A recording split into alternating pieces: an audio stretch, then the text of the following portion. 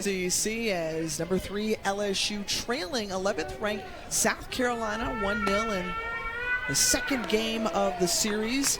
Yesterday's Teal game was postponed. Weather moved through the area, so they are acknowledging and honoring that today as LSU in their teal jerseys.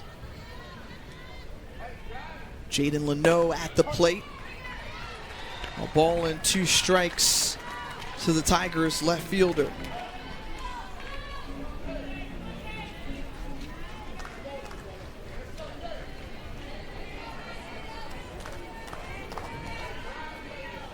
She awaits the pitch from Sam Gress. Tried to catch the outside part of the plate. Now 2 balls and 2 strikes. I think you could see the reaction from Lexi Winters catching back behind the plate. She was not sure where that changeup missed. It looked pretty good, maybe a little bit outside. Likes to throw that 48-mile-per-hour changeup when she gets into 2 strike counts. And it's been a very tight strike zone thus far, but the ball was looking like a beach ball for this LSU offense Friday. Top to bottom, the offense was hitting the ball with so much authority, spraying the ball all over the field, too. It was like there was no let up in this lineup, top to bottom. Ended up hitting 2 home runs, Macy Bajron and Tori Edwards each with a home run. Tori Edwards, her 3rd Grand Slam on the season. And Sydney Berzon is looking on as Sam Gress right now in control. That's back-to-back strikeouts for Sam Gress, but Sydney Berzon did an amazing job on Friday getting the win, and now Gamecocks trying to even up this series. They were able to capitalize in the first inning on a couple of LSU defensive miscues. And now for Sam Gress, she's trying to make sure that she keeps the score where it is to give her offense another opportunity to score more runs in this one. Hey everybody, we welcomed you in, but we forgot to tell you who we are. That's Madison Shipman, the 3-time All-American from Tennessee. I'm Tiffany Green. This LSU program 31-2 on the season. They have been perfect here at home in Tiger Park, 24-0. It's been a pleasant surprise in the SEC looking at this South Carolina team. Ranked 11th in the country under their first-year head coach, Ashley Chastain-Woodard.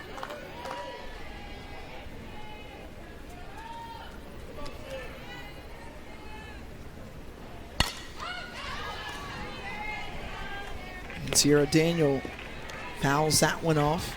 She's behind the count. See Teal being donned, a part of the All-4 Alex weekend within the SEC in honor of the legacy of Mississippi State's Alex Wilcox, who passed away from ovarian cancer. So bringing awareness to this disease and trying to combat and fight it as best as possible, as that changeup making Daniel put contact to the ball, but right back to Gress at a 1-2-3 inning for Sam Gress. We thanks so much for you. Or not many expectations for them in the preseason poll, but the alum in Ashley Chastain-Woodard comes in, named the head coach last summer, and all they've done is, well, become 11th best in the country so look far. at the start to the season, too. 20-0 on the season, and it was South Carolina going into Norman to face Oklahoma, the last 2 undefeated teams facing off against each other, and what a series that was. The first 2 games, Oklahoma ended up winning both of those 10-9, so 1-run games, and then game 3 was 2-1, so another 1-run game. So just a battle between those 2 teams, but watching South Carolina this year, being able to put everything together, it's been really fun to watch them compete so far in this season. I feel like we're already to the end of March, so can't wait to see what's in store for us looking down the rest of the regular season. Yeah, when you think about the impressive series, and they swept Duke in that border battle, Ashley Chastain-Woodard and her crew took down Clemson for the first time, shutting out the Tigers in that series history with a 6-0 win. And she utilized the transfer portal, brought over 6 players with her from her previous stop at Charlotte. added some other pieces like Quincy Lelio, who leads off the inning with a walk. And that has been a recipe for success as she's infused a new energy. Carly Shelton, we started off this ball game just talking about how difficult she is to get out at the plate and how well she's seen the ball this season. And Coach Chastain Woodard said that Carly Shelton and Quincy Lelio are always communicating about what they're seeing up at the plate. That constant communication and game planning going on between the two of them. And it seems like as a whole for South Carolina in this ball game, they're really making Sydney Berzon work out there in the circle. They are being very selective at what they decide to go after. Seems like over and over again we're seeing these 2-0, 2-1 counts from Berzon, which is really the complete opposite from what we saw from her in Game 1 in this series. Yeah, she had a total of 88 pitches in that run rule victory Friday. And you see her there delivering her 47th pitch, and we're just here in the top of the third. And so the Tigers bullpen sees some activity. Ashley Vallejo and Tatum Clopton out there getting loose in that LSU bullpen. Shelton on the ground to Sierra Daniel, bobbled it for a second, brings Edwards off the base. And Shelton is safe at first, so 2 on and no out here to start the top of the third for the Gamecocks. Coming into this ball game, just 21 errors on the entire season for LSU, and now looks like what could be their third error of the ball game. That last hop, though, really snuck up on Sierra Daniel over at second base. Not an easy hop to even keep in front of you. They're going to rule that a single, so the leadoff walk to Lelio over at second base. Shelton aboard safely with the infield single. And that's the first hit for either team so far this afternoon. Well, they just changed that on the scoreboard, so erased that single from Shelton. And 3 errors on the season. That ties the season high as Coffee bobbles that one, but she is right in the right place and tags third to get the force out. I'm wondering if it's the combination of the drop balls that Sydney Berzon is throwing and the topspin on some of these ground balls from South Carolina. Look at this last hop here to Danica Coffee. Just pops right on out of her glove, but she's able to track that one all the way to her bare hand and still get the lead runner out over at third base. And maybe sensing some of these defensive miscues for LSU. Head coach Beth Torina is going to come out and have a quick conversation with her infield. Coming into this ball game, we mentioned those 21 errors, the 4th fewest in the SEC, fielding percentage 4th in the SEC, and already up to 3 errors. And we're just in the top of the 3rd inning. And you can see Coach Torina out in the circle, and she is delivering a message to her infielders. The one thing that I've seen too with these ground balls, you see those last hops, how they're almost taking a mid-hop on some of these infielders. The way to try to take that hop away is you have to be aggressive and you have to charge some of these ground balls. Try to get it on that short hop rather than waiting for that long hop. Don't even give the ground ball any opportunities to do anything crazy on its way to you.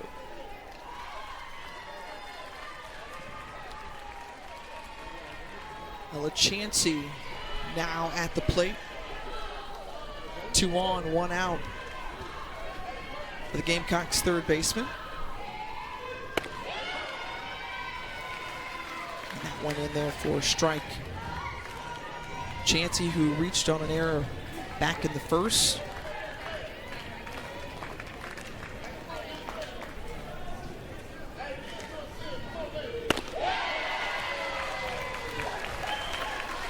And so Berzon working ahead in the count now, which is a nice flip for the 2-time All-American.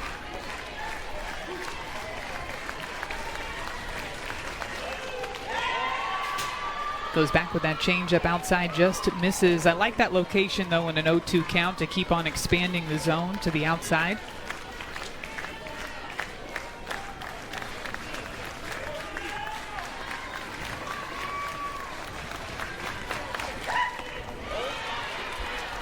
This is low back inside with the drop ball.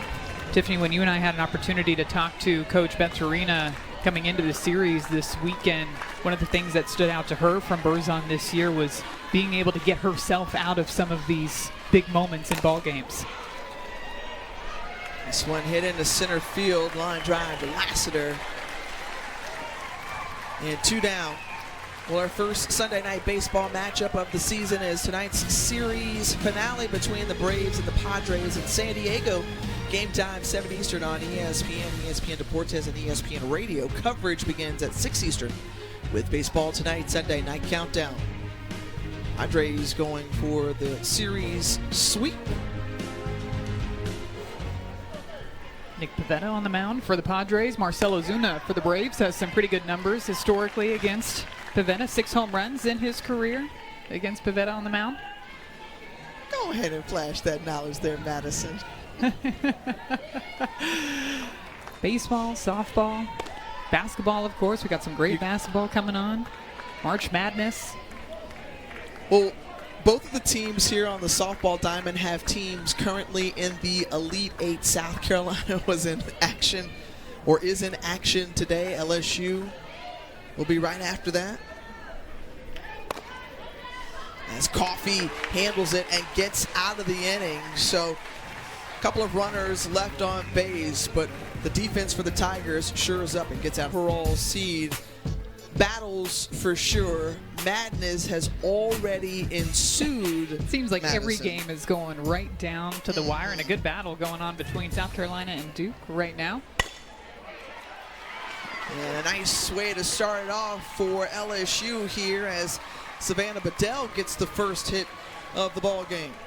Bedell had a really good swing going all the way back to Friday night's game. Off of the bat, thought it was going to be out of the ballpark, but it just got caught up in the wind in center field. Another hit that she's able to drive right back up the middle. This pitch on the outside part of the plate.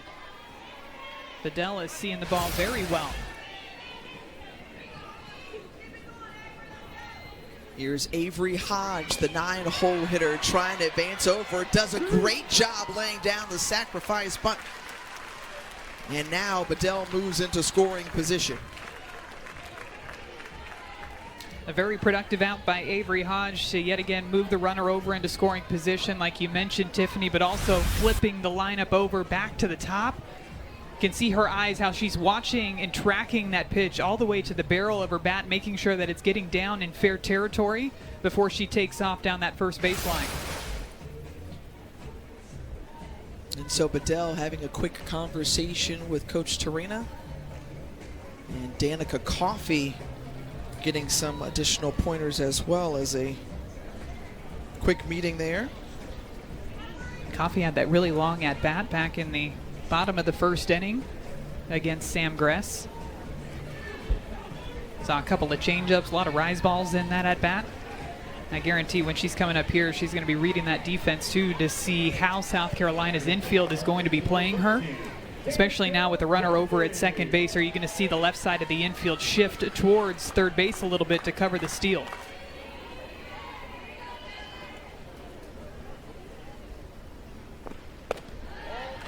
Coffee, who worked Sam Gress to 11 pitches in that walk to lead off the game, now is going to try to challenge here again and make Gress throw her something good. Swings through that one. Ball on the strike. The first pitch of this at-bat, she stood in there and swung away. And the next pitch, she goes back to that slap, that power slap that she has, moving her way through that batter's box.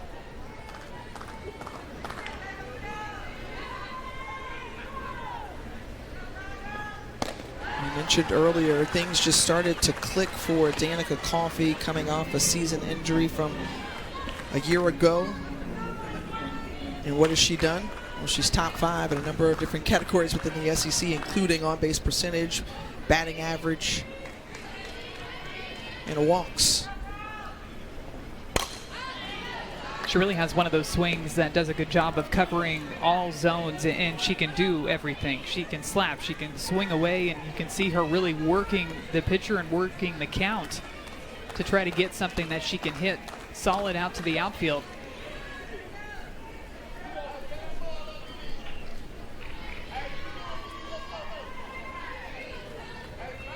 Press readies. She has so much power when she's moving through the batter's box. Hits this one right on the money. Up and outside, probably would have been called a ball. That's not a bad location for this pitch, running away from her barrel, but her eyes are on that pitch the entire time. Hits it so hard right to... Coach Ashley Chastain Woodard's going to come out and have a conversation with her pitchers. I do think that because Danica Coffee can do everything up in the batter's box, I think that affected where Brooke Blankenship was playing on that one. Earlier in the at-bat, she was shaded a bit more over towards third base, and right before that pitch, she moved a bit more up the middle, kind of playing a bit more straight up, and then she ended up having to go to that backhand to make that play. And you play those odds defensively. You go with what the charts and the analytics are going to tell you and where you can play in certain situations, and sometimes batters just hit against it. But you have to be willing to take those chances. You can see how Brooke Blankenship is shaded just slightly up the middle. And Coffee's able to take this outside pitch and force her to have to go to the backhand. But the pitches prior to that one, that ball pretty much would have gone right to where she was positioned. And it's not a bad pitch location either. It's just a really good swing. One out for Jayla Lassiter, who grounded out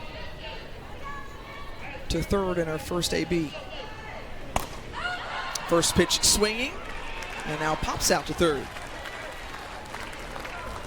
The NCAA Women's Basketball Championship continues Monday night on ESPN with two more Elite Eight matchups. TCU and their first ever Elite Eight taking on Texas at 7 Eastern, followed by UConn and USC at 9. The last two spots to the Final Four will be on the line. All roads pointing to Tampa, Florida for an unprecedented fourth Women's Final Four that they'll be hosting.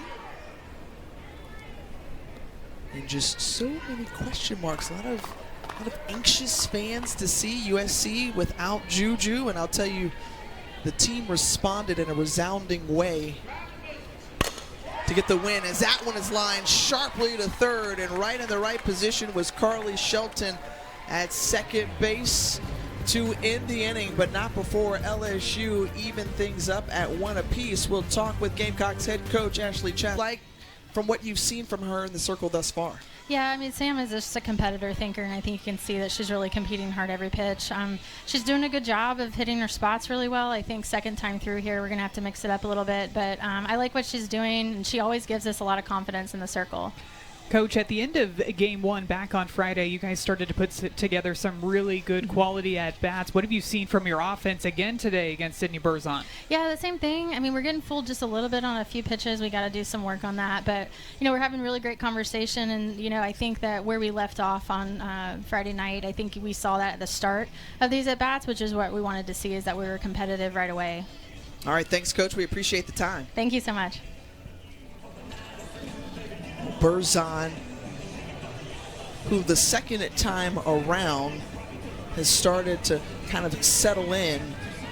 A two-time All-American for LSU out of Buffalo, New York, is going to try to keep this Gamecock lineup guessing or off balance if she can.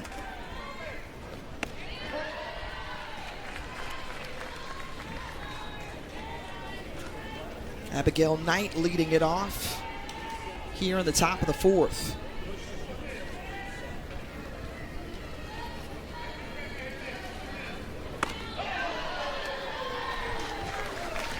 Getting ahead 0-2, to your point, Tiffany, that's something that we've seen her do a little bit more consistently in the last two innings compared to what we saw in the first inning from Burzon, where she was falling behind 2-1, 2-0. And that one smacked for a single into right field on that 0-2 pitch from Burzon. So Abigail Knight aboard with the leadoff single. It's a really good swing here, even after falling behind 0-2 in this count. This is one of those off-speed pitches from Berzon. This is that traditional changeup. Looked like it was supposed to be located a bit more outside, but look at how Abigail Knight's able to time up that off-speed pitch, almost as if she was looking for it in a 2-strike count. First South Carolina hit. Let's see if she can make it contagious for Natalie Heath.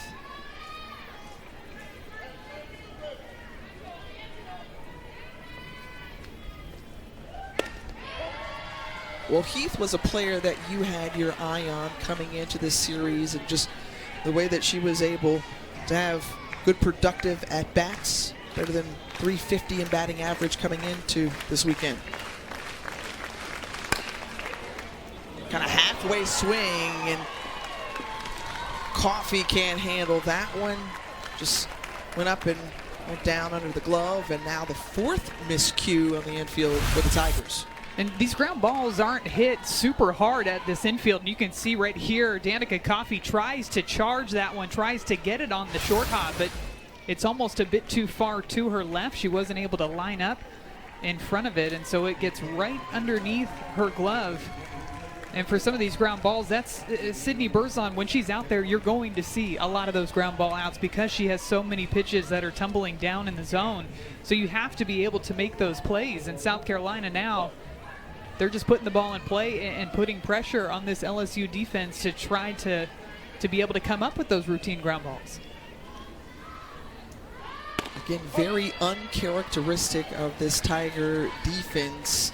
We had a graphic up earlier about them committing, among the fewest in the conference, tied for fourth, and they've got a season high this afternoon. We'll see if they can shake it off as Brooke Blankenship stands in. She's got 2 on, no out, trying to advance the runners. She'll come back to the batter's box. Blankenship trying to lay down that sac bunt, trying to really force that ball to go down the first baseline. But now finds herself in an 0-2 count. She's got to figure out a way to move those runners over into scoring position.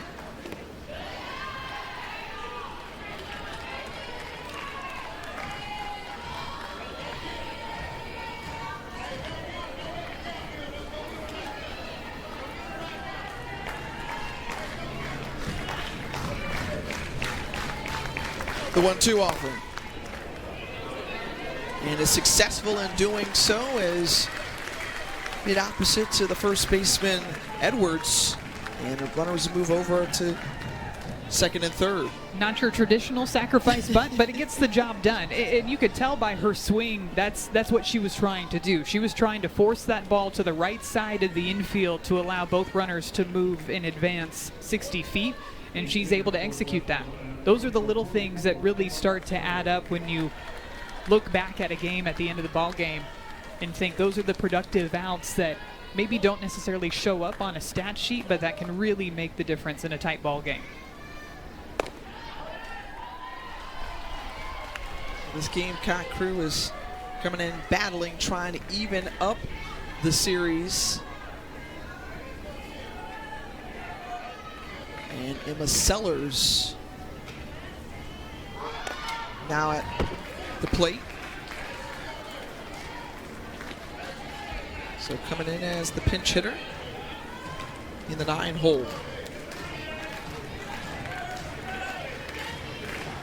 Sellers, a senior out of Lakewood, California.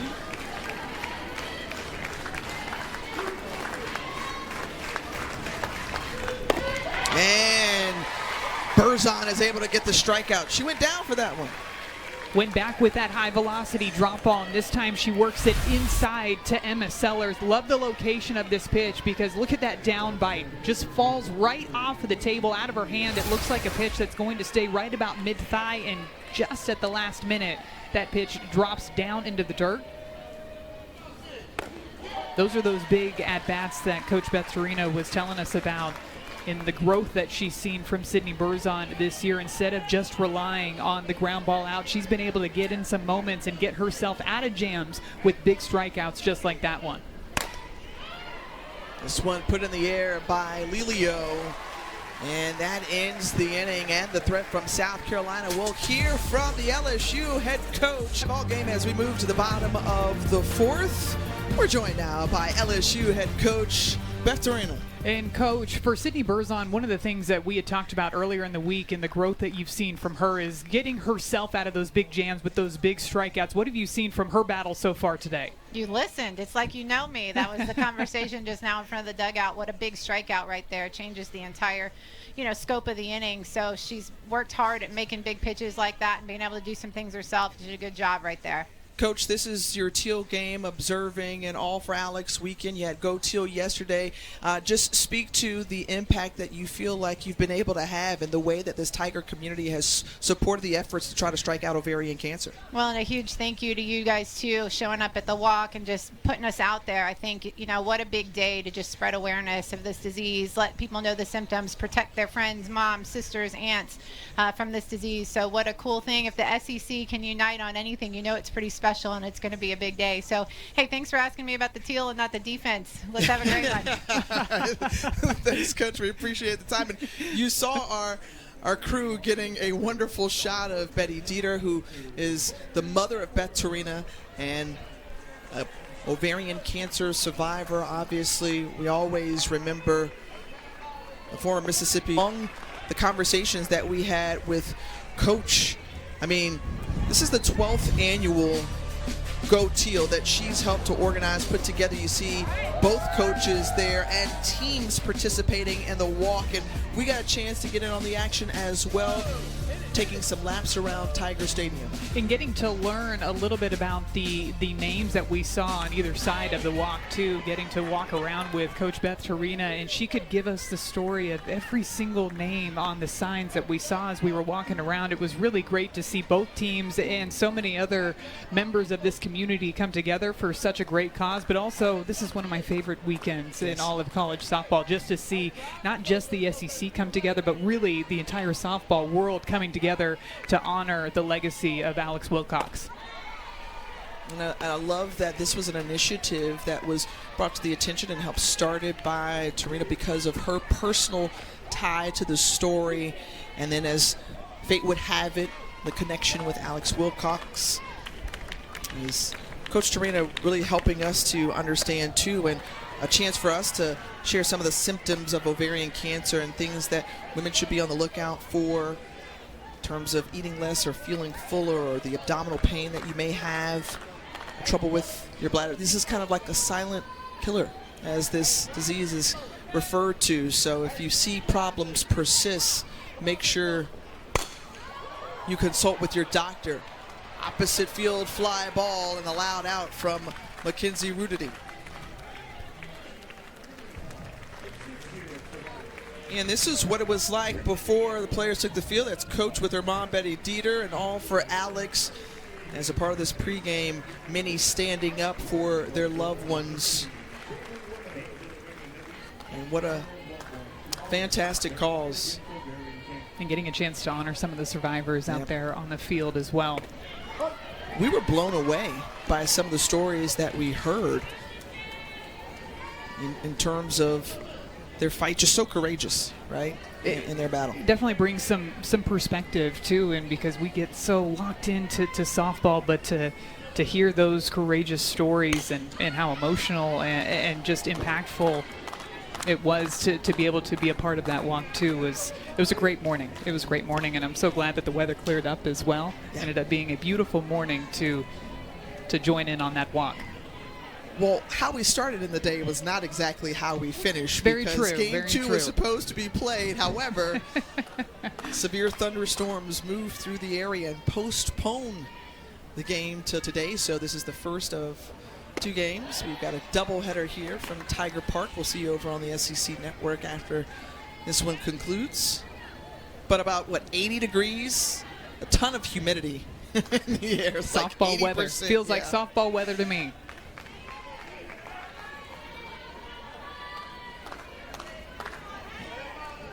And Gress delivers the 1-2 count to Jaden Leno.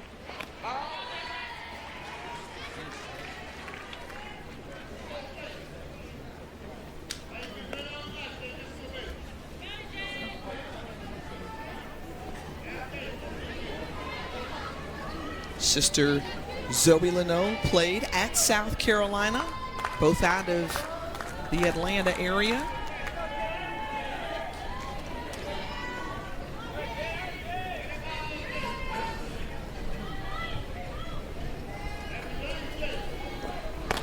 And another strikeout for Leno and for Sam Gress as that ends the 4th inning. A 9-pitch inning for Sam Gress. Gamecocks coming up to bat. Keep the tarp on the field. This is the SEC on ESPN, but a night and day difference here from the capital area. Plenty of sunshine. The wind still persists, but that is a common theme here at Tiger Park. It's definitely one of those ballparks that it is just hard to get the ball out of the yard because that wind does typically blow right in towards home plate. Although it didn't stop a couple of home runs from leaving the yard the other night. Margeron, Edwards did their thing, but we got a chance to kind of put on our weather caps and understood why we will no longer be meteorologists or ever try to be that in Not training. my strength. No. Not my strength. I can tell you that it's already raining, but I don't know if that really does anybody any good. We had fun watching it move through, and obviously Carly Shelton and the Gamecocks along with LSU were just kind of waiting in the dugout, figuring out how we would proceed with last night as that one hung up in the air, high fly ball. Good swing by Carly Shelton. She might not have gotten the result that she wanted, but she looked right on time for that off-speed pitch. Maybe just got a little bit underneath it, but a really good swing by her. And we talked about this, kind of flipping the switch. Sydney Burzon was being worked early on by these Gamecock batters because she was getting behind after those first pitch strikes. But since then, things have changed since Coach Torina went to the mound, or to the circle. I think, too, it completely changes an entire at-bat when the pitcher is able to get ahead. And she's not just getting ahead with the same pitch every single time. It's not just the drop ball every time, but sometimes she's working the changeup. Sometimes it's that off-speed rise ball. And even right here, this at-bat, for example, she falls behind 1-0. She comes right back with a strike to even up the count. Really forces you to be on your toes as a batter and have to decide what you want to go after when she's consistently in the zone. And then when you're starting to get those calls outside on the drop balls, that's one of those pitches you just tip your cap, you let her have that one, and you go ahead and see the next one. But she's been pretty much staying right outside to Ariana Rhodey today. The 1-2 to Rhodey, and that's down ball 2. Well, if you're just tuning in, South Carolina was able to put up a run in the first inning, capitalizing on a couple of errors from this Tiger defense. Danica Coffee comes back in the third and evens it up at 1, and that's where we find ourselves now, top 5 in a 1-1 ball game.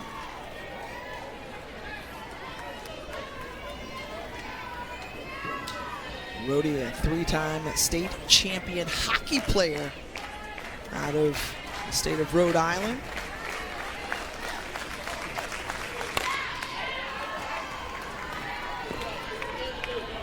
And she's coming off a big week.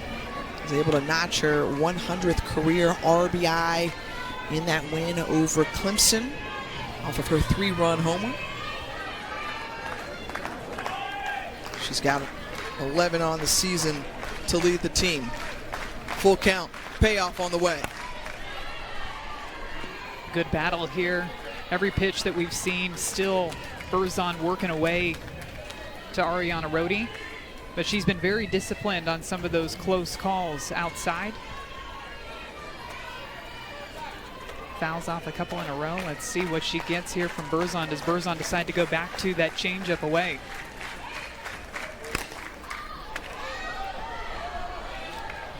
It's foul back, and let's take you back to earlier in the week against their in-state rival Clemson.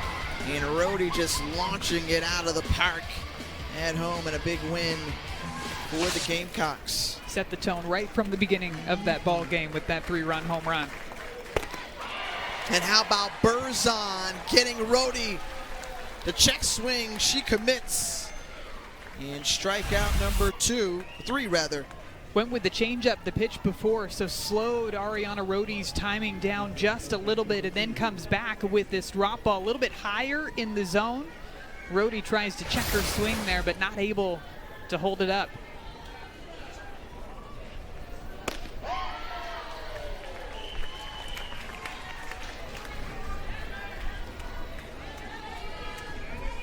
A little chancy. Cleanup hitter. Reached on an arrow, lined out to center field her last time up. And this one smacked opposite field, but foul.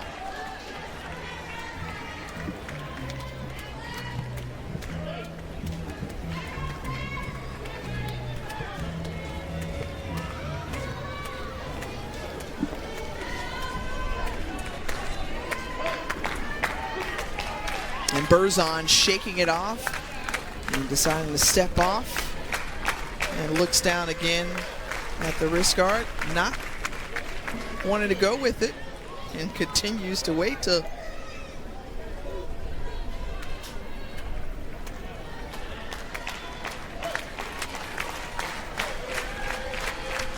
she readies for the pitch. And gets Chansey swinging. Back-to-back strikeouts. 1, 2, 3 inning for Berzon as we head to the bottom of the 5th, tied at 1 apiece. Andrews that just ran straight past her stop sign, ended up making it safely, so it's all okay.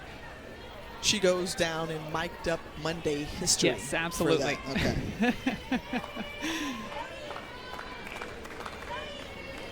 7, 8, 9 due up for the Tigers. And the check swing from Sierra Daniel, and she's retired. The 1-3 put out.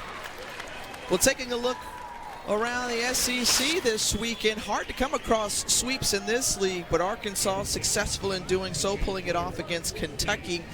Florida with a 1-run win, and they knock off Auburn. And how about that game preceding us, as Alabama winning that series over Georgia? 2 currently in action with Texas, Mississippi State, Tennessee, and Oklahoma. That offense for Alabama starting to pick up too. Abby Dukeshire with another home run this season. Callie Hevlin's another player in that offense that's been swinging the bat extremely well. That Texas-Mississippi State game seems like another battle between those two teams. Tegan Caban out there in the circle for Texas. They've got the 2-0 lead over Mississippi State. And that Tennessee-Oklahoma series, oh my. But that's how it is every weekend. It feels like when you look at these matchups. I mean, look at what we're seeing right here on the field. A tight ball game, 2 teams in the top 15. And when you look through the top 25, there are 13 teams out of the SEC. Well, and you're seeing teams adjust through the weekend, too, over the course of a 3-game series. So they're not winning ball games in the same fashion every single time, but they are just doing whatever they can to get that slight edge over their opponent over the course of the weekend. Tennessee right now with the lead over the Oklahoma Sooners. They're up 5-3. Carlin Pickens still dealing out there in the circle. And this is why it's so tough every single weekend. You see just how many teams are in the top 20. And Ole Miss, Alabama just right outside the top 20. Ole Miss is a team I'm also looking forward to watching through the course of this season. And, of course, we get Coach Traxel mic'd up on Monday. She's got a high bar because Coach Torina said it there. I mean, like, so, I don't know. Can you match that energy?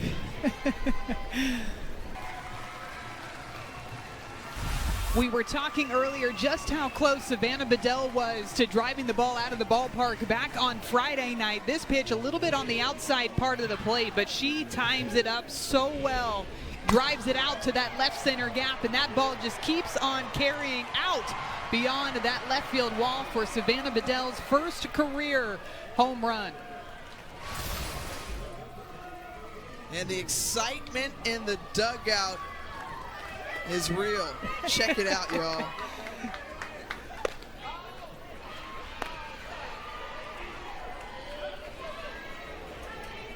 Bedell, who came in, had 2 hits today. Before that, had 3 hits all season long. And you said that she had swung the bat well, and another great cut there. She was seeing it well on Friday night again. Seeing it very well again tonight, still celebrating over in that dugout. Gives them the lead in this late ball game too. Sam Gress so far today has not given up a lot of hard contact, but Bedell was able to capitalize on that one.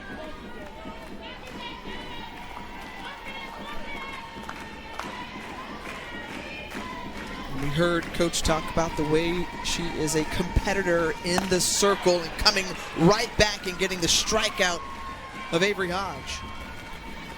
Really good response to bounce right back and get the very next out after you give up the solo shot. That arm side run that she's able to get on this rise ball, tailing away from those left-handed batters. Really good late movement on that pitch to go along with that changeup that we've seen quite often throughout this ball game. Well, Danica Coffee, who got LSU on the board back in the 3rd inning, scored Savannah Bedell after Coffee knocked an RBI single. And then Bedell here giving LSU the advantage. Top order, Coffee's back.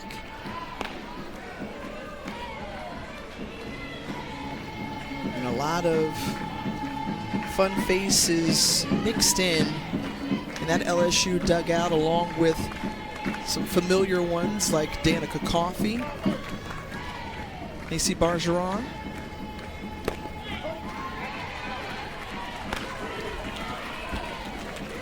And just a reminder to our viewers just about the damage that Danica Coffee has done all season long in that batter's box. And today you've seen a combination of those stats from her performance in today's ball game, with a walk back in the 1st inning and a base hit in the 3rd inning.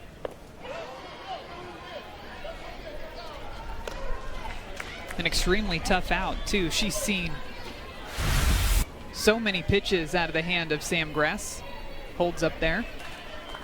And Sam Gress is having to adjust too, because sometimes you're seeing Danica work through the box almost in that power slap. Sometimes she's just standing in there to swing away.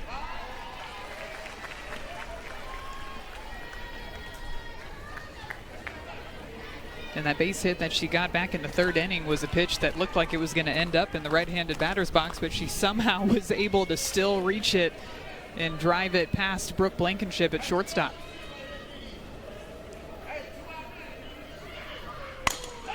And Coffee lifts this one into left field, but right underneath it is Sellers. And that's the 3rd out of the inning, but not before LSU grabs the lead back. They're 16-0 when leading after 4-0 for just the 2nd time in franchise history. Going to be a really good one between both of those two teams. Hard to believe, too, that it's already the start of Major League Baseball. As we get going here in the top of the 6th inning, Sydney Berzon still out there dealing for the LSU Tigers as she starts off this at-bat with a strike on that 55-mile-per-hour changeup outside.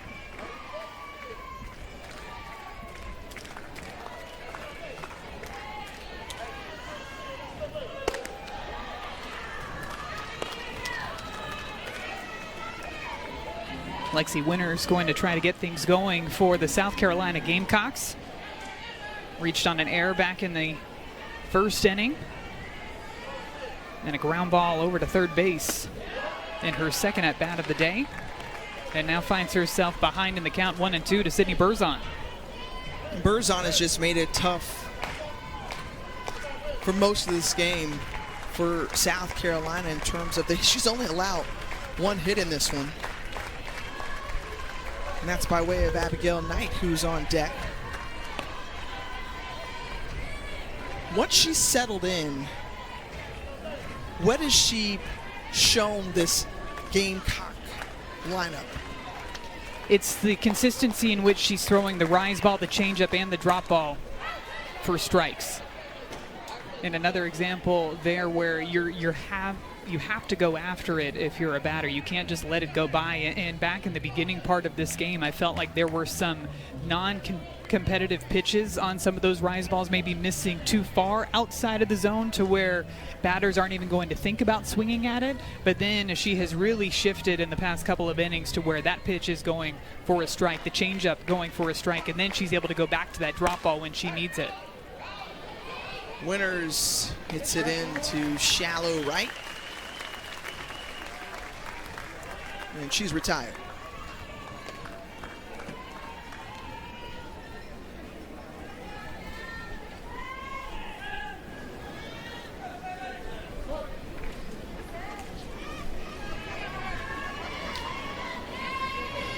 Berzon looking on. And the pitch to Abigail Knight. And Knight is swinging. What you notice about Berzon, and obviously she comes in, she's a junior, she's a veteran now in this program. She's been cool in tight moments, right? I mean, there were some times where her defense may not have been as sharp as she's used to, and yet she found a way to cruise through those. She really just does not seem fazed by the scoreboard. She doesn't seem fazed by what's happening behind her defensively. She's just focusing truly one pitch at a time, which is exactly where every pitching coach wants their pitchers to be at, to where they're literally just trying to work on their spin and their location and executing that very next pitch that they're about to throw. What a diving grab by Avery Hodge, her web gem. Da-da-da, da-da-da.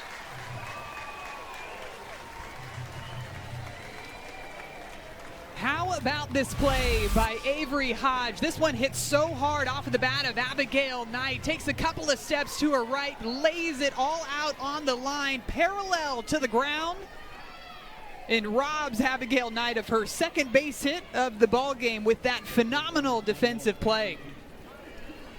Former shortstop to the current one. How you going to rate that one? You know, plays like that get me up and out of my chair. My arms literally flew up into the air. I love to see just those great defensive plays. Yes, you love to see the routine plays, but the extraordinary plays too. Those are the types of plays that you can't really practice during the week. You just have to have those quick reactions. Great defense back there, and probably the only person that loves that play more than I do is Sydney Berzon out there in the circle. Those are the types of plays that she's used to seeing her defense make. It's Natalie Heath back in and back up. Natalie Heath's one of those batters for South Carolina that I feel like has been swinging the bat really well. Maybe hasn't had the results so far in this series, but had a big swing against Nigeri Kennedy and Texas Tech last weekend. Hit an 0-2 rise ball out of the park, the first home run that Nigeri Kennedy had given up all season. And Madison, I think that's part of that interesting story for South Carolina. We came in talking about the pleasant surprise that they have been in the conference, picked to finish last in the preseason, and here they are, 11th in the country. And they go and face off against Texas Tech and win that series, right? Nothing like building your schedule when you've got an off weekend in the SEC. You go ahead and welcome Texas Tech into your home stadium with the reigning National Player of the Year. Well, our ESPN Hockey Night, it is a West Coast matchup as the Sharks face the Kings tonight over on ESPN. LA is looking to lock up a playoff spot in the next 2 weeks. Coverage begins at 10 Eastern, 7 Pacific. But winning that series against Georgia in conference play after facing Oklahoma in the opening weekend of league play.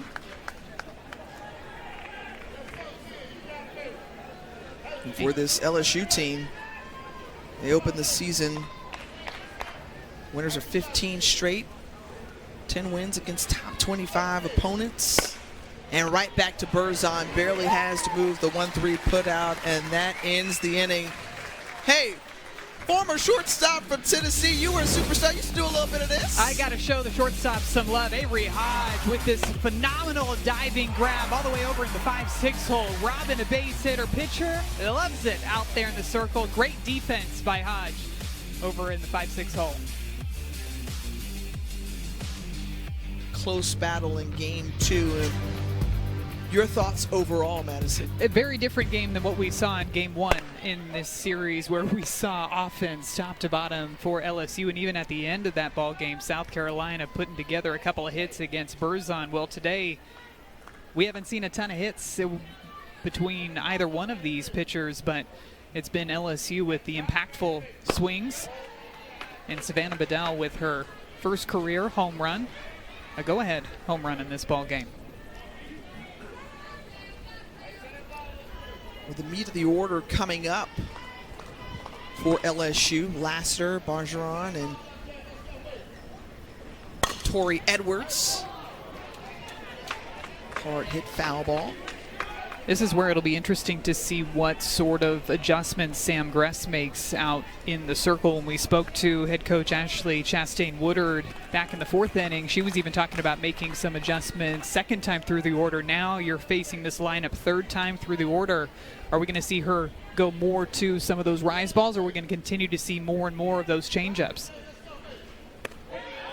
The changeup that you just spoke of right there on cue. It's a good spot for good that placement, pitch. yeah. That's a really good spot for that pitch, low and outside. Those are the spots as a batter you freeze just a second to make sure it's called a ball.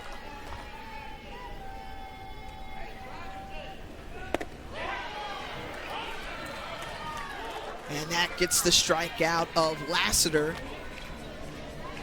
So the first batter of the inning is retired. 5th strikeout for Gress. Pretty similar location, just a different speed on this pitch. And this pitch is going to stay right about knee high. Looks like a curveball working away to Jayla Lassiter.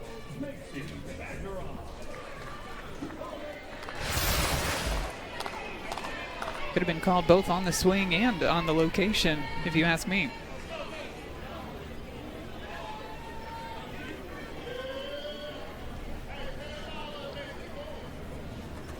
Time called here, and it's Lexi Winters and Sam Gress having a little conversation, a battery for the Gamecocks, making sure they remain on the same page, and especially to this part of this LSU order with Bergeron and Edwards coming up back to back.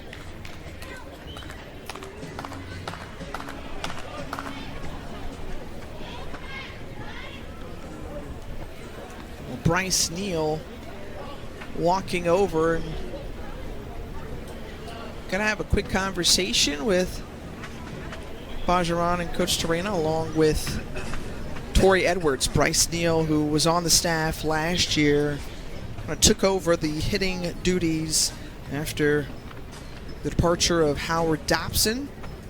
And so Neal, what have you liked about just the way that his hitters have approached things now with him as the hitting coach? We got an opportunity to talk to him before the start of a Friday night's game, and we were just sitting there chatting hitting. And what I love too is that he's definitely somebody that likes to look at all of the stats and the analytics and spin rate and even launch angle off of the bat, but he pays attention to what sort of information the players on the team want and what they need. So there are some players that maybe like to have more information. He said there are other players too that don't need to know as much. They want to go up there and just react to the pitches that they're seeing. So being able to figure out the personalities within the team too and adjust and filter down the information that he has down to the players too, I think is something that is really cool. Talking with him and Coach Katie Browder, the hitting coach for South Carolina, very similar for both of them, just figuring out what their players need individually and what's going to put them in the best position to succeed in the batter's box.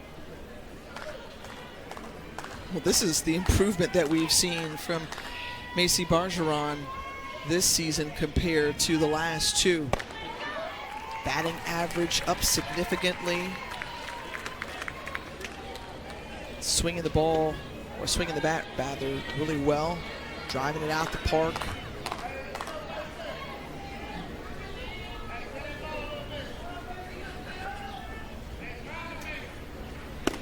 That ball outside from Sam Gress, now 2 balls and a strike to Bergeron.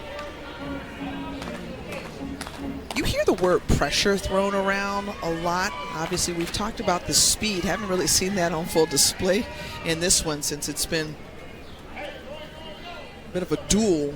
But in what ways does Bergeron put pressure on you as a pitcher? I think in a couple of different ways. One, just where she stands in the batter's box, a little bit unique in the fact that she is just very far off of home plate. There's a lot of space between her feet and that start of the chalk line, so already just a little bit of a different look for the pitchers to have to go up against. High chopper over the glove of Emily Chansey. And my next point was going to be swing adjustability, and that's a pitch that's going to be called a ball. It's practically rolling on the ground, and yet she decided she was going to go after that pitch, so she adjusts her barrel angle to be able to hit this one as good as she possibly can. Look, this is a drop ball working low and inside. She comes right around it, pounds it straight down into the dirt, and it goes over the head of Ella Chansey over at third base. Loads up her weight into that backside and just explodes through the swing. And this is one of those pitches where you're not necessarily going to be able to get underneath it and drive it out of the ballpark, but what can you do with it? You go ahead and hit it hard into the ground and make something happen, and that's what we saw from Bergeron, and now she set the table for Tori Edwards. You saw the freshman Samaya Jones, the pinch runner at first base. Redshirt freshman Tori Edwards at the plate.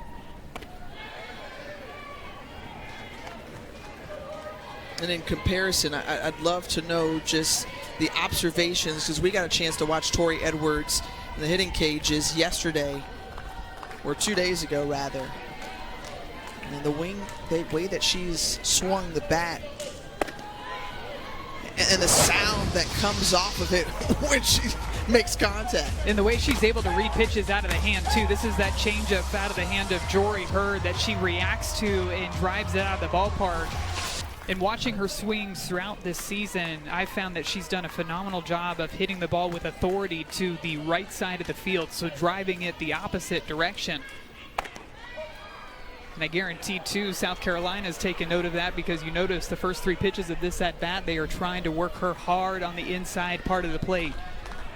When you watch her swing, especially the side view of her swing, she keeps her hands inside the ball incredibly well, which is why she's able to drive the ball so consistently the opposite way. The coaches credit also that to her time in the weight room. Coach Torina said those weight room numbers have been amazing. Like, she's set and broken all kinds of records. The ball just sounds different when it comes off of her bat.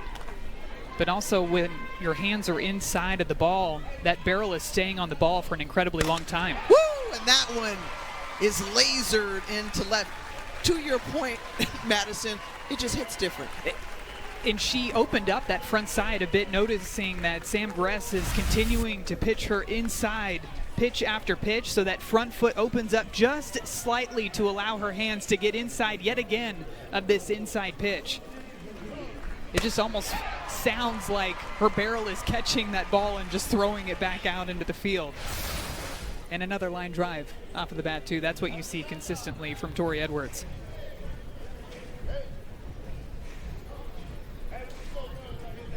So Ashley Chastain Woodard goes to the circle, brings in the entire infield. Very much in this ball game, just trailing by a run, but wanting to keep the Tigers from scoring any more runs. Runners at first and second, and only one out. And Mackenzie Rudity coming up, too, who had a really good game against South Carolina in Game 1 on Friday. Hit a triple the opposite direction, then another base hit later in that ball game, again driving it away. And that's a location that we've seen Sam Gress go to, especially with those rise balls tailing away from the lefties. But that seems to be the spot that Mackenzie Rudity wants to hit the ball. When you look back to Friday, you know, the 9 hits, 8 of them coming from the top half of the order. In fact, batters 1 through 5 produced all 11 runs that they scored in that Game 1 win. So Rudity coming from the left side stands in to take ball 1.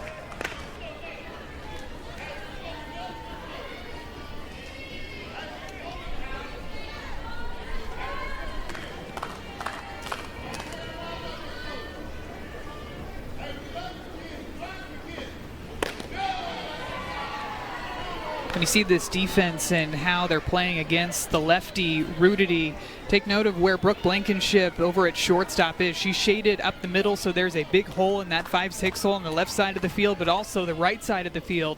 You've got Ariana Rohde and Carly Shelton playing all the way back to the grass line. She takes that changeup in there for strike one. And this is something that you see from South Carolina this year, a lot of those defensive shifts. And I asked Ashley Chastain Woodard if they change the way that they call pitches depending on the shift, and she said not necessarily. We like to go right at them with the same game plan. Rudy pops this one up into foul territory, giving chase, and Chansey comes up with it. So big out number 2 here as Rudy is retired. Not an easy play for Ella Chansey either, having to battle a little bit of that sun, some of the wind as that ball gets high enough. It starts to swirl up there, and she has to travel a long way into foul territory over towards that third base dugout. Able to come up with it cleanly and hops up immediately, too, to make sure that Samaya Jones isn't able to tag up and advance to third base. We're going to see a pinch hitter come in now for LSU. Kayla Walker will step in at the plate. Walker, 8 hits on the season, including a home run. And the junior awaits the pitch from Gress.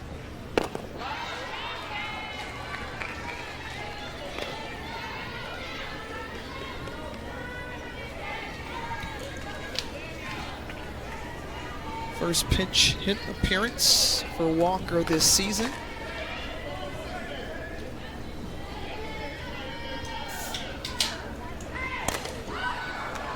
And this one jam popped up on the infield, and that ends the inning. Well, South Carolina has got 3 outs to work with on the other side. Sewed up their spot to advance on to another Final Four. Sydney Burzon is trying to wrap up this game against South Carolina and notch out a series win, another one if possible for the Tigers. This is one of those games where it feels like Burzon just got better and better as the game went on. You know, LSU's hoping she can finish this one out strong.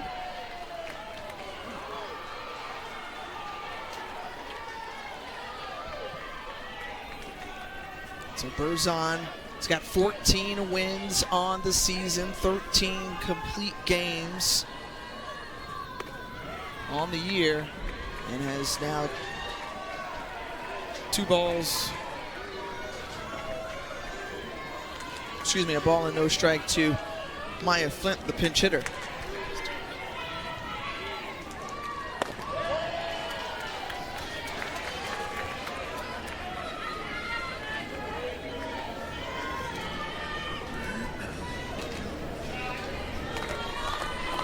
The count is 2-1 here as Burzon readies.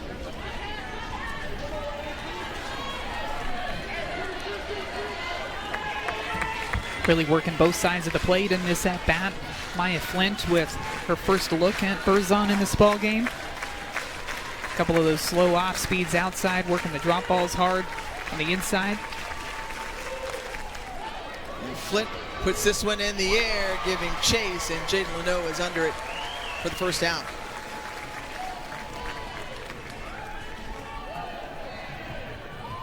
Sydney Burzon was gotten strong, as you mentioned, as this game has continued. Very systematic in her approach, right? Coach Beth Torina was saying, you know, a great student of the game and the way she approaches things. She's taking note and keeping track of how everything happens, and kind of stays just committed to whatever her process is, and clearly it's worked out really well in her favor throughout her career. I think after that first pitch might have been the most reaction we've seen out of Burzon all game long, thinking that she had that pitch in there for strike number 1. Instead, it's called a ball, and then that last pitch also called a ball. These pitches, again, not missing much outside of the zone. It's been a tight zone, but we've seen that all game long, and you've seen pitchers on both sides adjust to that as well.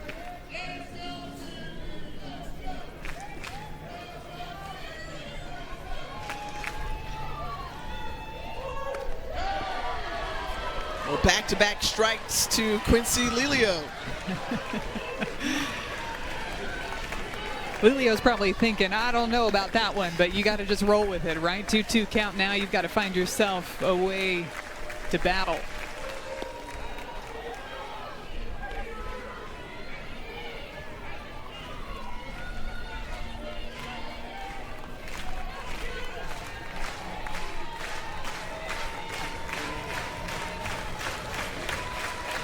The payoff.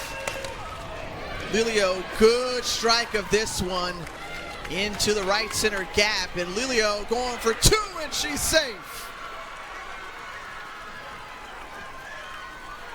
So the 1-out double for Quincy Lilio.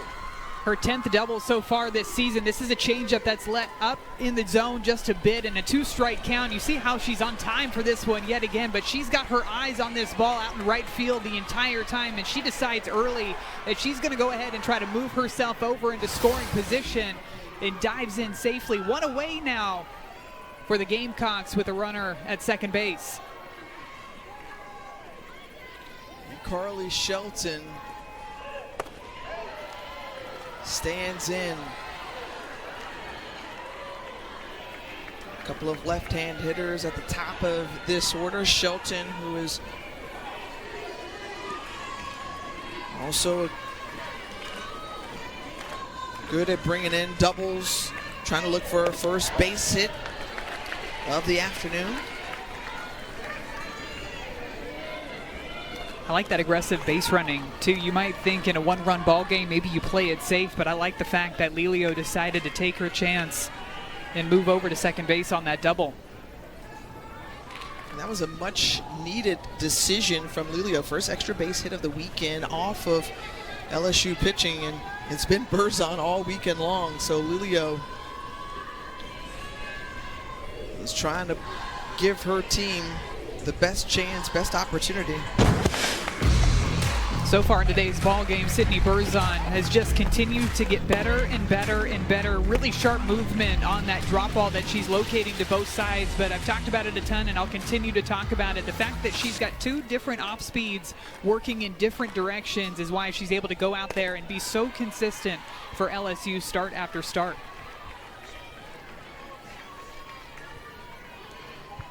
Berzon is just a fearless leader in the circle for the Tigers. Back-to-back swings now we've seen from South Carolina, and they are going after these off-speed pitches. This is one of the off-speed rise balls working up and away to Carly Shelton, and she takes it and drives it the opposite way. Perfectly on time for that 57-mile-per-hour pitch. 13th double on the season for Shelton. And the routine play made by Hodge and 2 away, but that was a player that you highlighted in that lineup for South Carolina that was going to be so critical. We always hear coaches talking about the process, and I try to look at bats and swings with that similar mindset, and maybe she wasn't able to get some of the results that she wanted, but the way that she was on time for certain speeds and had some really good swings, even that fly ball in the last at-bat that Carly Shelton had, where she just got underneath that fly ball out to right field, you could tell that she was starting to see the ball better out of Berzon's hand.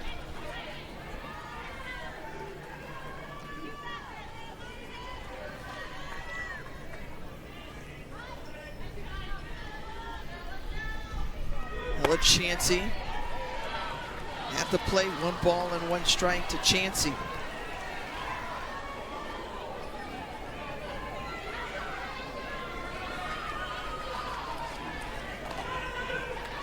'24 RBI on the season. Tries to get that one, and it's swing and a miss. Ball and 2 strikes. Another swing where South Carolina's going after the off speed. I wouldn't be surprised if Berzon comes back with the drop ball.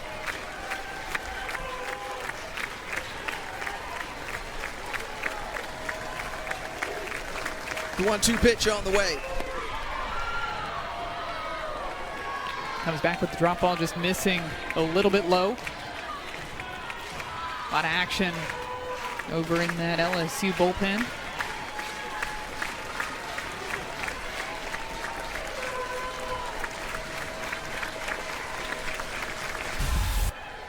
And this is another swing on a changeup. Look at how low that she goes to get this changeup down in the dirt. Ella Chansey just dropping the barrel, drops it out into right field. It's a little awkward as Maya Townsend's coming in to try to make a play on that ball. Gets caught in between, but either way, that run is going to score. And now South Carolina has themselves the lead.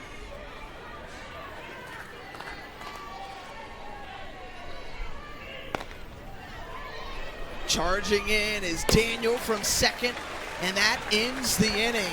But not before South Carolina hangs two in the top half of the inning. Carly Shelton is loving the fact that she has a terrific offense. We've talked about that throughout this series. Now they've got to put that on display with 7-8-9 due up. Sierra Daniel leading it off. It's a big test for this offense too, because Sam Gress has been throwing really well out there today. Has really just given up a couple of hard base hits, and they happen to be to the same batter, Savannah Bedell, who's coming up second in this bottom of the seventh inning. She hit that solo shot back in the fifth. She's standing on deck as Sierra Daniel, who's 0 for 2 today, grounded out to the pitcher both times, has a favorable count.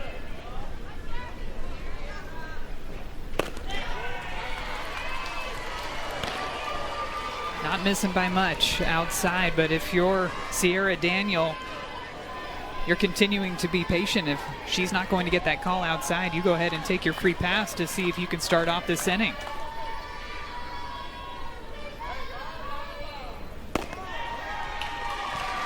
That in for ball 4. So a 4-pitch walk to lead off the bottom of the 7th.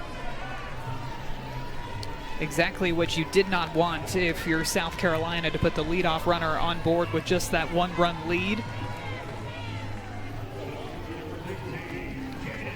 And now Sam Gress has to try to work her way back against Savannah Bedell, who has been seeing her incredibly well today.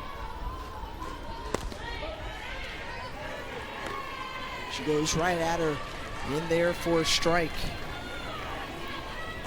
Bedell, as you mentioned, singled back in the second and had that first career home run a couple of innings ago. She represents the game-winning run, and that one pulled to the right side. She's 3 for 3 today, and now runners at the corners and no outs here for LSU. You said it, partner. Bedell has seen the ball so well. And it doesn't matter what Sam Gress throws her, but she's putting solid barrel on the softball. This one's a changeup out of the hand. You could tell by her front foot that she is just reacting. She is keeping her weight back long enough, keeping her hands high enough to react to that off-speed pitch, and smokes that line drive out to right field. Sierra Daniel loves it as she slides all the way around to third base. Now runners on the corners for this LSU offense, and nobody out for South Carolina. South Carolina is challenging that the runner left early on first base. The following play is under review. No, man, she told me right away.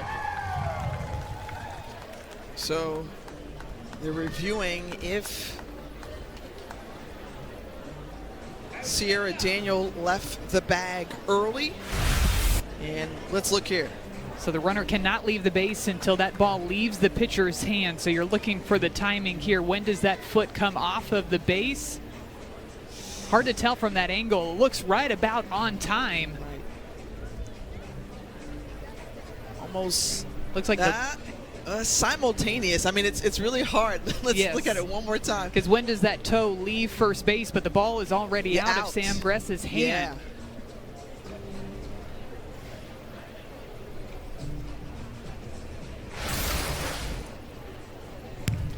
Good After challenge. further review, the run on first base did not leave early. That is South Carolina's first challenge.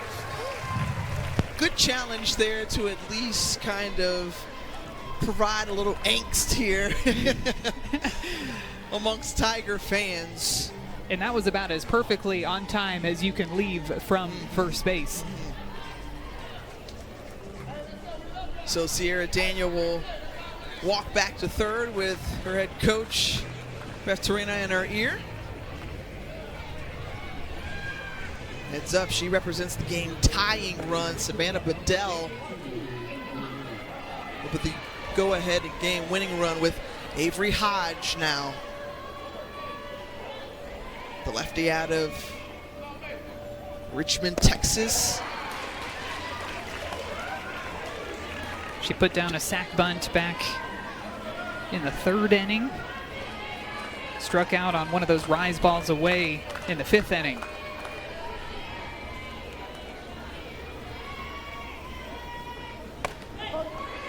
You see the first and third baseman kind of pinching in a little bit.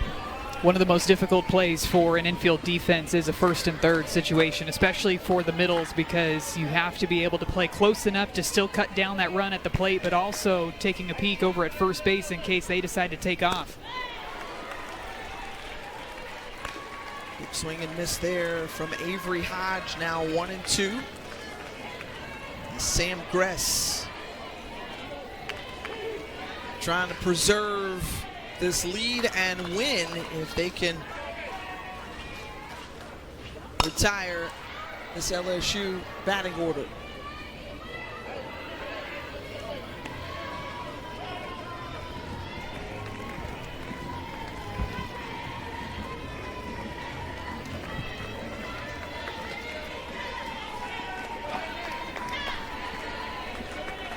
Hodge awaits the pitch.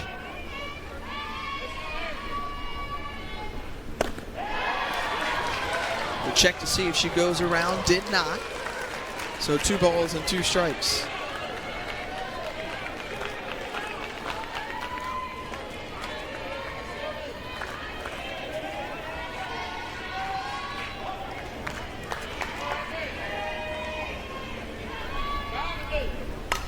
Hodge is able to foul it back. Fans here hanging on to every pitch that Sam Gress throws, hoping that LSU can make contact, as Tiger fans have been spoiled here within this park.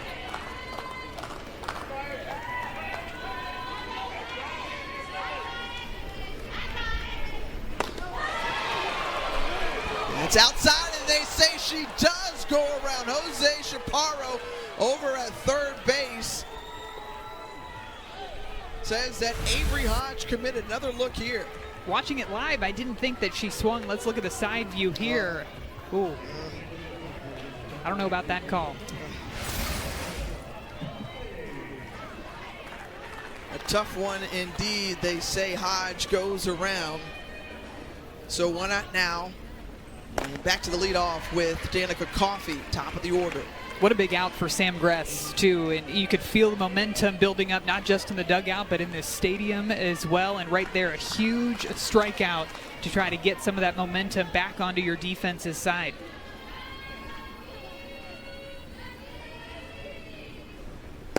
Gress, who has just been so good today, the way that she has fought against this LSU team. And obviously she's had her moment. She's built up to this moment in that series against Texas Tech, against Georgia. So now she's trying to take it to this LSU team.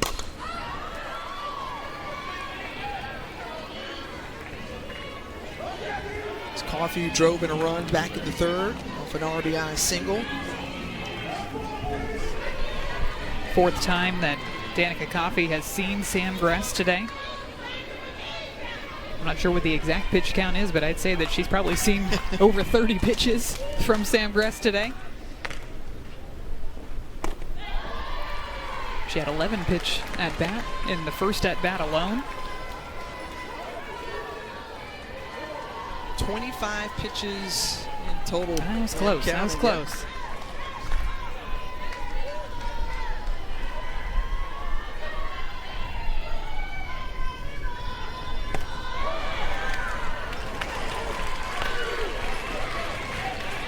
Full count now.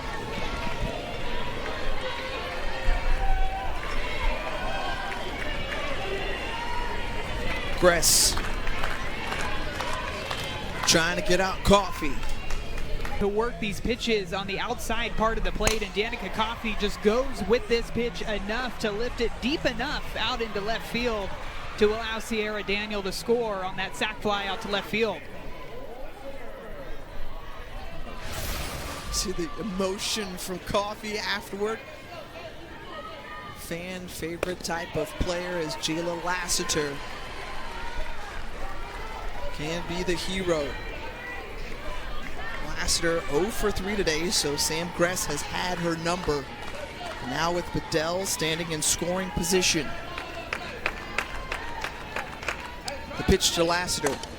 And Lassiter pops it up on the infield, and we've got extra innings coming our way from Baton Rouge. Knotted at 3. Roar their way back into this series and even it up here. Now, outside of those miscues from LSU, we have seen some really nice defensive plays by them too. Avery Hodge with that great dive over at shortstop, and these pitchers on both sides holding it down. Sydney Burzon for LSU, who we're seeing out there in the circle, continue to come back out here in the top of the 8th inning, and then Sam Gress just working against this really powerful LSU offense.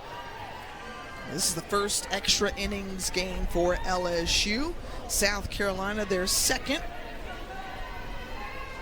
And think about this overall series. It's been controlled by the Tigers.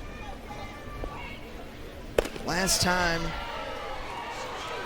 South Carolina won here at LSU was 2019. Back on March 30th, but they hadn't won the series against LSU since 2017. And Abigail Knight sees that one drop. Knight, who's had some success, a couple of base hits here this afternoon. And she was the one that hit that line drive to Avery Hodge, who made the phenomenal play. So again, it's another time where she's doing a nice job of driving the ball the opposite direction. You can see just how deep she let that pitch get in on her, and then she's able to drop it out into left field. Sometimes when you're facing somebody who likes to work down in the zone, you try to think trying to get behind that softball, and that was a prime example of how to do that. Hey, Madison, how about these two teams battling the way they're doing? Because this is the first of a doubleheader here. If I'm coaching on either side, I'm letting both Sam Gress and Sydney Burzon continue to work out there in the circle, because yes, you do have another game to play after this one. So you're going to need as many arms as you have on your staff at your disposal. And the way that these two pitchers have been battling it out today, I say just keep on rolling them out there as long as they still have pitches in their arm.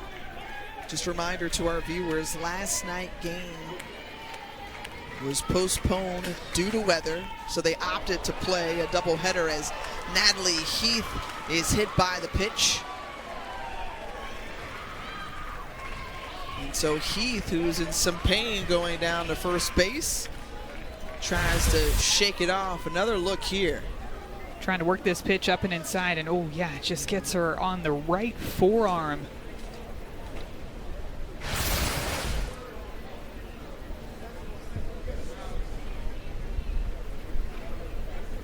Going to come out and check to make sure she's all right. That one never feels good. You can see she's in some pain over there at first base.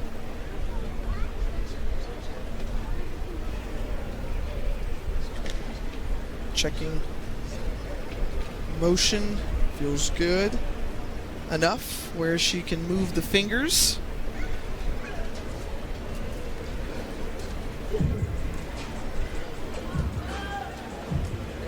How about the way this South Carolina team has battled? You know, the external forces said that maybe they weren't going to be as good as they are now, but Ashley Chastain Woodard told us it comes from belief within. Like, you don't necessarily pay attention to the outside noise. You've got belief inside, and then the way you play will help change minds and views. of what you can do. And Coach Chastain Woodard, too, said that this team has done a really good job of sticking with the process when it comes to these high-pressure moments. So they're not looking at the scoreboard. They're not coming up to bat in this situation and thinking, I need to hit a home run. They're not thinking about those results, but they're thinking about their game plan and what they need to execute every pitch of the ball game. And sometimes that can help bring some perspective and not make the game feel bigger than it actually is in those moments. And they played a lot of really close games so far this year. They've been tested in SEC play. The first conference series that they had was against Oklahoma, and a battle between those two teams. So you're seeing this team figuring out different ways to win ball games.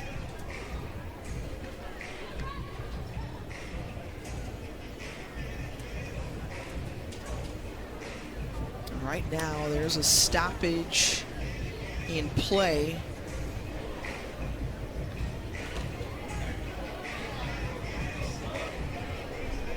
Just trying to get some understanding or clarification. We saw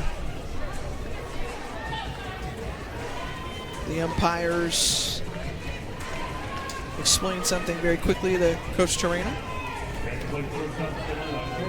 Program's all-time wins leader.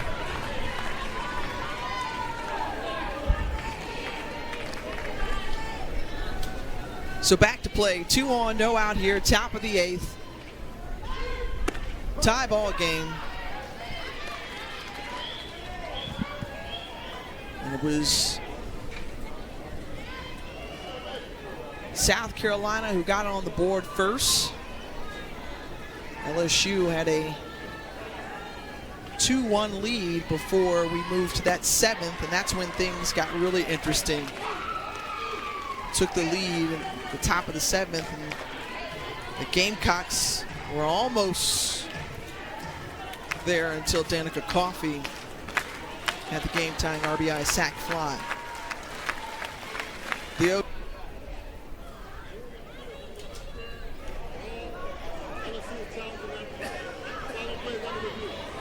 So they're going to go to video review here to see if this ball was fair or foul. Call on the field is that it was a fair ball, and watching this in real time, I thought it was a fair ball. Let's see where it hits. Does it bounce over first base?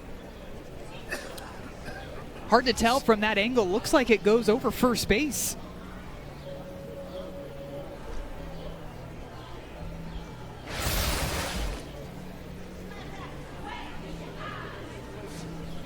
So they're going to have a look at that one as Brooke Blankenship, who hit it down the first base line. Let's get another look. Okay, where does the ball go over? It's still in fair territory. Still fair there. When it bounces over there, to me it looks like it's still bouncing over the first base bag. And also important too what the call was on the field. So when they do go to video review, they're looking for that indisputable video evidence to change the call if necessary. So the call remains fair ball like it was on the field, and that is the go-ahead run scored by South Carolina. It was almost an identical at-bat to the at-bat that we saw from Brooke Blankenship back in the 3rd inning, where she had 2 runners on base and she drove the ball, ground ball to the right side just to advance those runners both into scoring position. She fell behind again in an 0-2 count, and you could tell that she was just doing whatever she could to have that productive at-bat, and she hits it hard enough down that first base line to get right past the glove of Tori Edwards and to score the 4th run of the ball game for South Carolina.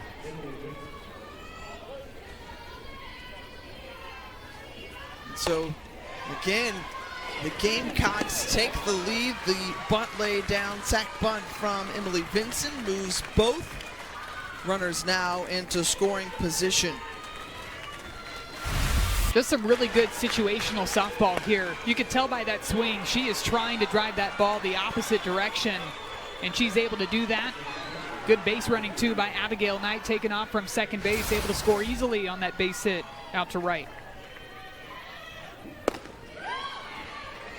It was Knight who led off with a single here in the top of the 8th. Natalie Keith, who was hit by the pitch, and then Blankenship that go-ahead RBI single. And Vincent advancing the runners. We'll see if Sydney Berzon decides to stay away from the changeup to Quincy Lelio, who hit a double on that pitch in the 7th inning, falling behind 2-0.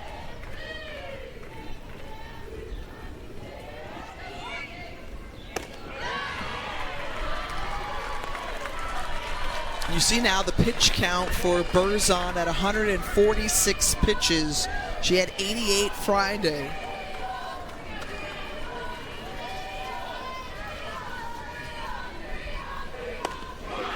And do you think that arm may be beginning to tire a little bit as a 4-pitch walk? Yeah, this is a lot of pitches, and one of the things we were talking about that was making Sydney Berzon so efficient in the middle part of this ball game was how consistently she was able to locate the rise ball and the changeup both for strikes. And in that bat to Quincy Lelio, you could tell she was trying to throw that off-speed rise ball for a strike, and it's just missing out of the zone. And that's where some of those defensive miscues that we talked about earlier, maybe they don't come back to hurt you immediately in that inning, but that's more and more pitches that you're putting on your pitcher out there in the circle. More times that they're having to go out there, more times that they're seeing the same batters within the same ball game and coming in towards your helmet.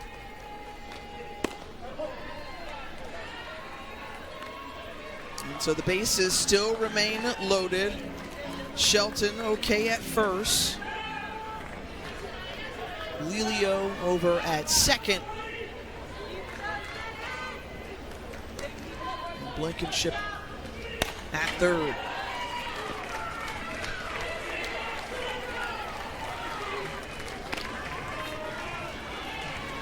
Mariana Rodi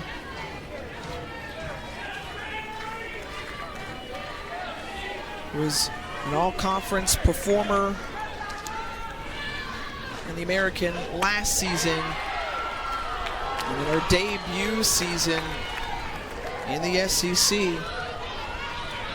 Got a chance to try to notch a big win and drive in some more runs to try to add some cushion to this lead for South Carolina. That one sharply hit foul. She was ready for that pitch outside for the most part. Sydney Berzon's done a good job of keeping Ariana Rodi's bat quiet throughout the first 7 plate appearances that Rodi has seen against Berzon in these first 2 ball games, but a lot of that has to do with the fact that she has been staying consistently on the outside part of the plate. That last one, she tried to work inside, and you saw just how quick her hands are. Goes back away and misses outside. Now count 2-2. Rodi, the team's RBI leader with 36 on the season. 2 balls, 2 strikes. The pitch on the way from Berzon. And softly hit back to Berzon, gets the force out, makes the flip to home. And it's the second out of the inning. Heads up play. That's the difference that changeup makes there, too. Instead of just staying hard outside with the drop ball, that's where that pitch tunnels looking exactly like the drop ball, and you get Rodi out in front for that ground ball right back to Berzon.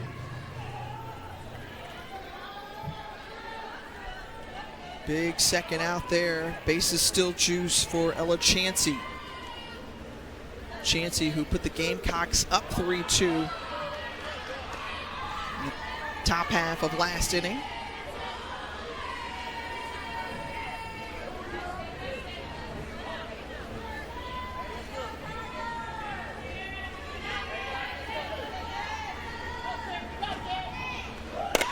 And right back to Berzon, and she gets out of the inning. Gamecocks hang 2. Country, South Carolina roaring back and has the advantage here in extra innings, trying to even up the series against LSU. We'll do up 3, 4, and 5. Marjoran, Edwards, and Rudity. And if you're a Tiger fan, that's exactly who you want to see step to the plate. Last time up, Macy Bongeron hit that pitch low and inside, pulled it to the left side, and because she likes to pull the ball, you're seeing this infield for South Carolina shaded towards the left side, especially Carly Shelton over at second base. Pretty much playing right straight up the middle.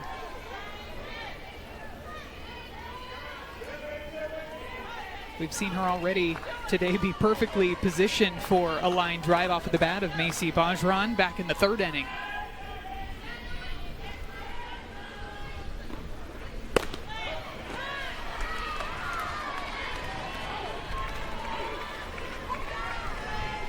Bongeron, one of the top hitters on this team. See the average there. Multiple players above 400. And is caught looking outside part of the plate. Lexi Winters is pumped up behind the dish, and that's a big first down. And Macy Bongeron not happy about that call. She's been back behind the plate for LSU all game long. Doesn't think that one's a strike, but Sam Gress just continuing to work this outside part of the plate, knowing that Bongeron likes to pull the ball to the left side. Keeps it outside and gets the first big strikeout here in the bottom of the 8th inning. A big way to set the tone for South Carolina.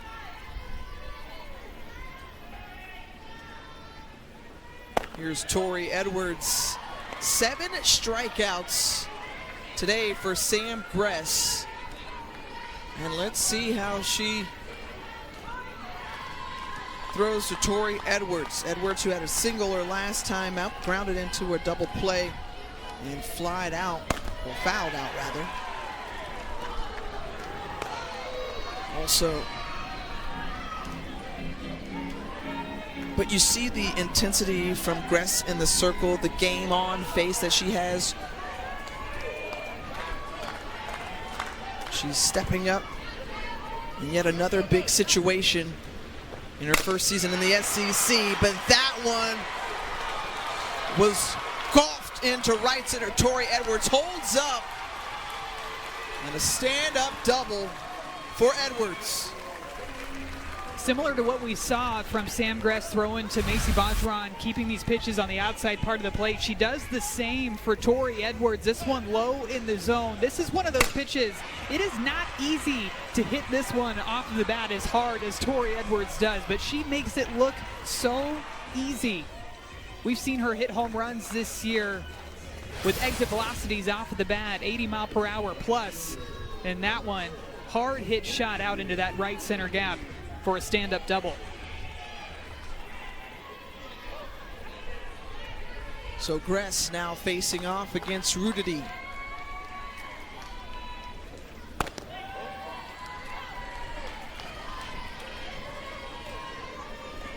And Rudity 0 for 3 today, flying out a couple of times, struck out her first time up.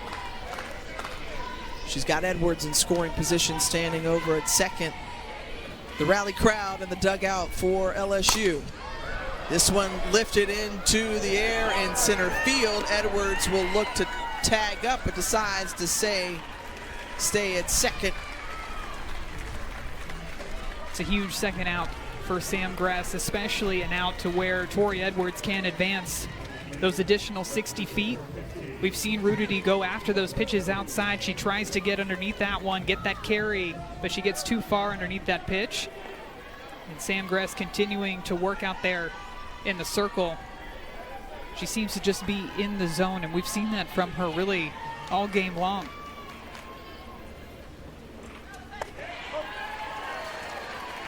Here's that changeup. We saw quite a few of those changeups in the beginning part of the ball game, saw a little bit in the middle of the game, but now towards the end, now that she's facing these batters 4th time through the order, choosing her opportunities to be able to execute that pitch.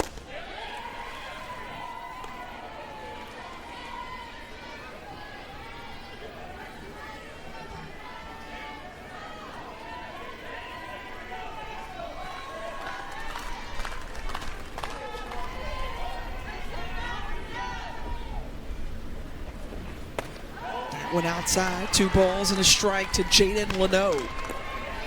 So Leno trying to extend this game in any way she can.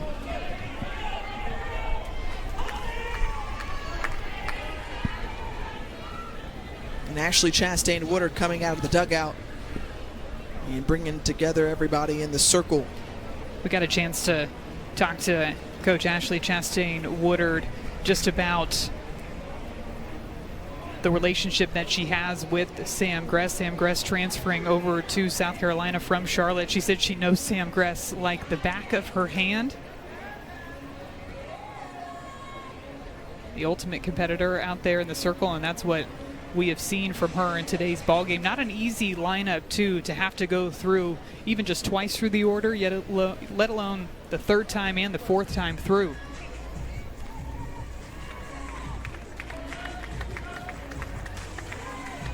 And so after that quick meeting in the circle, Leno steps in and gets ready along with Gress. 2 balls and a strike.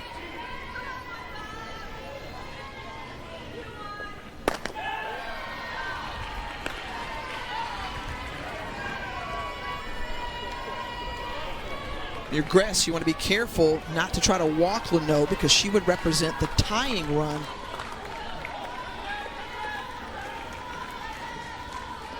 Let's see what she does here.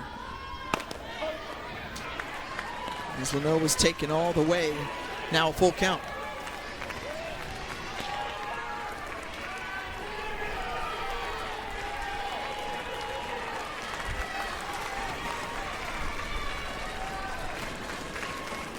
The payoff.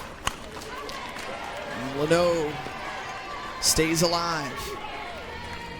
Gress has gotten Leno to strike out twice today against that rise ball tailing up and away from her barrel. Now that you're in a spot in a 3-2 count, you almost have to locate that rise ball right at the top part of the strike zone, still in a spot that you can get Leno to swing at, because to your point, Tiffany, you don't want to continue to let this inning go